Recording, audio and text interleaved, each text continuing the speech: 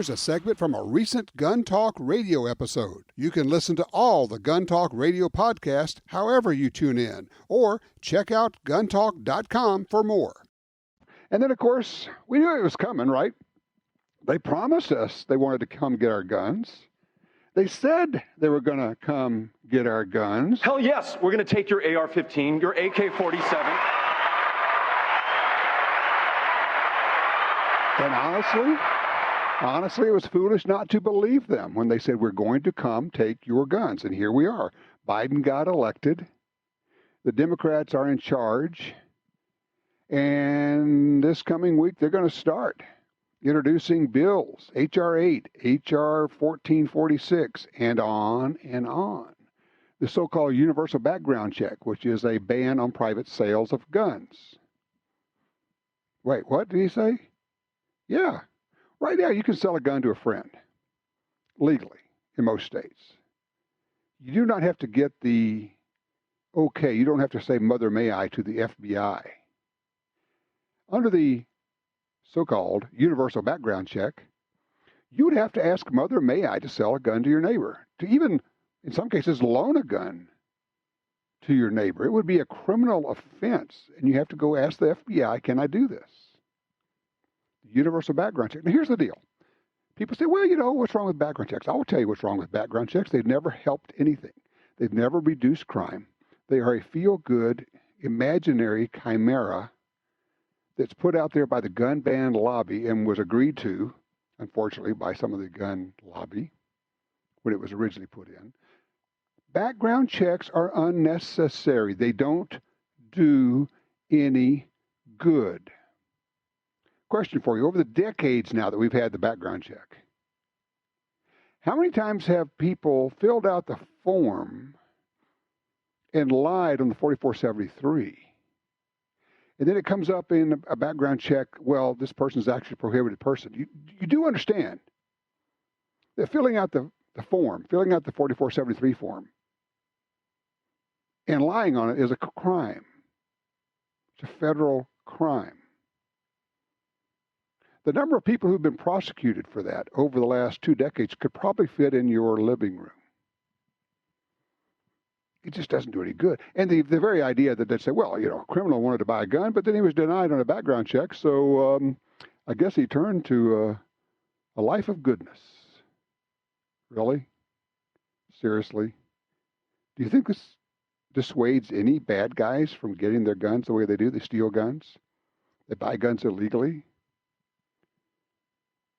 And people say, well, surely, Tom, you're not saying you're not in favor of background checks. Yes, that's exactly what I'm saying. I think background checks are wrong. I think they are an infringement. Do you do a background check for First Amendment rights? Do you background check for any other rights? Any other enumerated fundamental, and those are two very important words, enumerated and fundamental rights. Those have very specific meanings in law. You don't have to do a background check to vote. You don't have to do a background check to have free speech or to assemble or to go to church. Where did we get this idea? Well, it came from the gun banners, the gun ban lobby.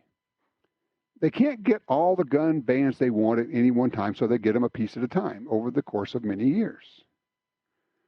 Background checks, waiting periods, gun rationing, 1 gun a month in some states. It's not what they want. Magazine limits, 15 rounds in some states, 10 rounds in some states, 7 rounds in some states. 0 rounds is what they want. And occasionally, in their internal documents, and we get those, they'll say, well, don't talk about this in public. Don't tell them what we really want. Don't tell them we're going to come get all their guns. And also, make sure that the public's confused about the assault weapons, because most of the public doesn't know the difference between full automatic and semi-automatic. And we can use that to our advantage. Yeah, we got those documents where they're saying we will confuse people, we will use that to our advantage. We will convince the public that we're actually banning machine guns when really we're banning regular old semi-automatic rifles that have been around for 100 years. Yeah, Dianne Feinstein said she's going to introduce a new assault weapon ban. For those who don't know, we had an assault weapon ban for 10 years, from 1994 to 2004. The Clinton gun ban. So we've tried this. We've tried the whole ban on semi-automatic rifles.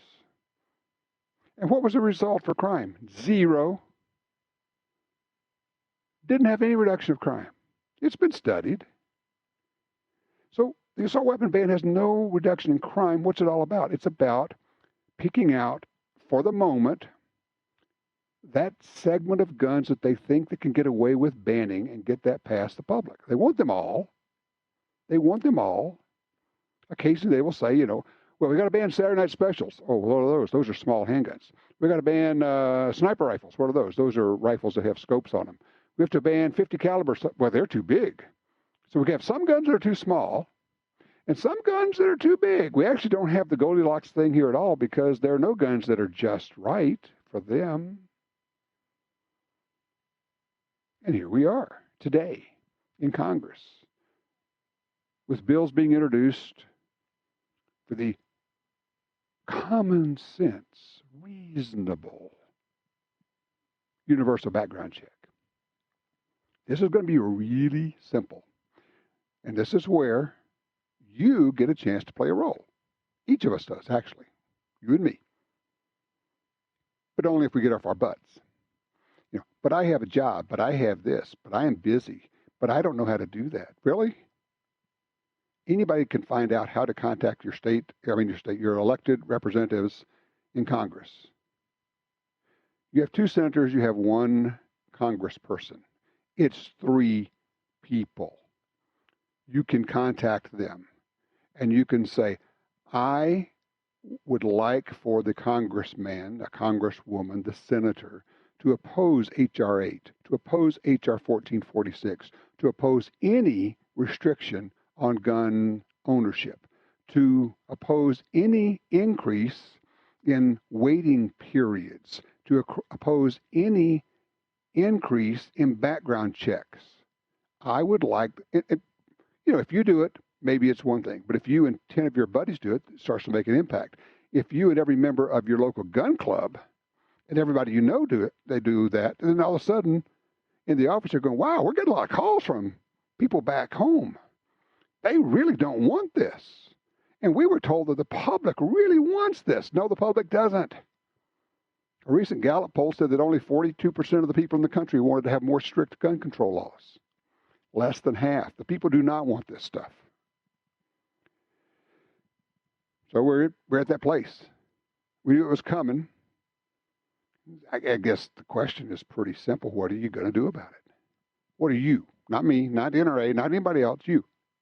I mean, I know what I'm going to do. I'm going to let them know. I'm going to call them. I'm going to make sure they know how I feel about it.